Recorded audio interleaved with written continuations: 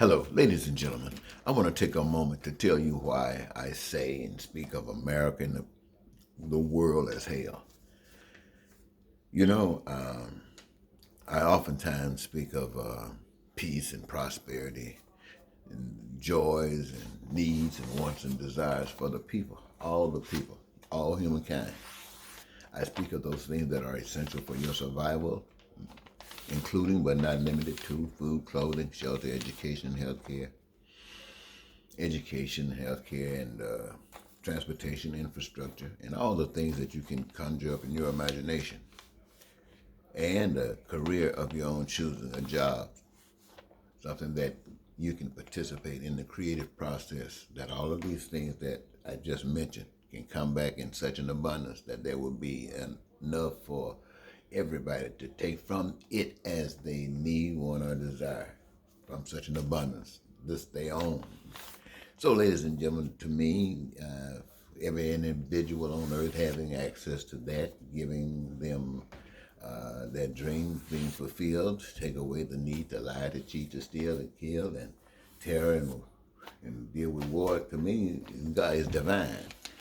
And so that's my choice. And so I advocate that in spite of this world that we've been taught to accept as the ultimate power, the best on earth, and if anything's supposed to be better, we better die to get there. And so, ladies and gentlemen, it might be true to that cause. I remember once I was talking about in Chicago on a bus, and I was passing by Cabrini Greens, I believe, and there was a gang fight going on. One boy was being beat by several other guys with baseball bats, and people were watching. And the bus was passing, and when I saw this, I wanted to get off the bus and go and try to engage myself to help this kid. And people were trying to tell me, "Don't do that, don't do that." And people thought that was a wise thing. I didn't. I ended up didn't get off the bus. I didn't help that kid. I could have been an angel for him, but I wasn't. And so I was thinking, they were trying to tell me not to get off the bus. What should have happened is that we all on the bus should have got off the bus and went out there and stopped there. And if we had that kind of compassion, we had compassion enough to try to find out what is it that bring these guys to this point in their lives, and we would deal with it as a people, as a conscientious people, a caring people, a loving people. But anyway, ladies and gentlemen, you know, the plan of life is that human beings can live on the earth as though they're in heaven. Yet, in light of the pain and suffering that people go through,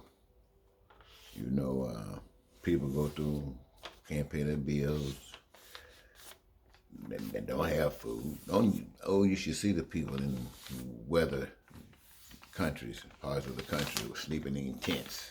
Snow out there and they're sleeping in tents. People going through all kind of changes. For me, myself, my baby girl, my oldest daughter, she's transitioning from this life to the next from breast cancer. And if I had my way, I would make sure that she went first class all the way. But I can't, because I don't have what we call the requirements, the necessities to do that. So I have to do the best I can, any way I can. Think about me. Go to the doctor, make an appointment for some major procedural stuff. And when you're trying to make the schedule, they refer you to the finance office. And they've got some problems there. We have to sell this or we can't serve you. Isn't that something? Tell me that they can't serve me. I could have cancer, might be dying. Well, we won't know. And I think about all the people that are in this country who go through stuff like this all the time. And people find excuses for its continuation. Can't have health care for everybody. Can't have jobs for everybody. Can't have homes for everybody. Can't have food for everybody. All that crap. And so that's the results of the world as it is. And so for all of the people who suffer at pain from the world that says it's okay, we will allow this to continue to exist. Now, who are the ones that says that? All of the people that benefit from things the way they are. They are the ones. And they are guilty of all of the evils on the face of the earth. And unless they change, they will cause the hell to rain upon us all. Until next time, Eddie Marcus saying goodbye.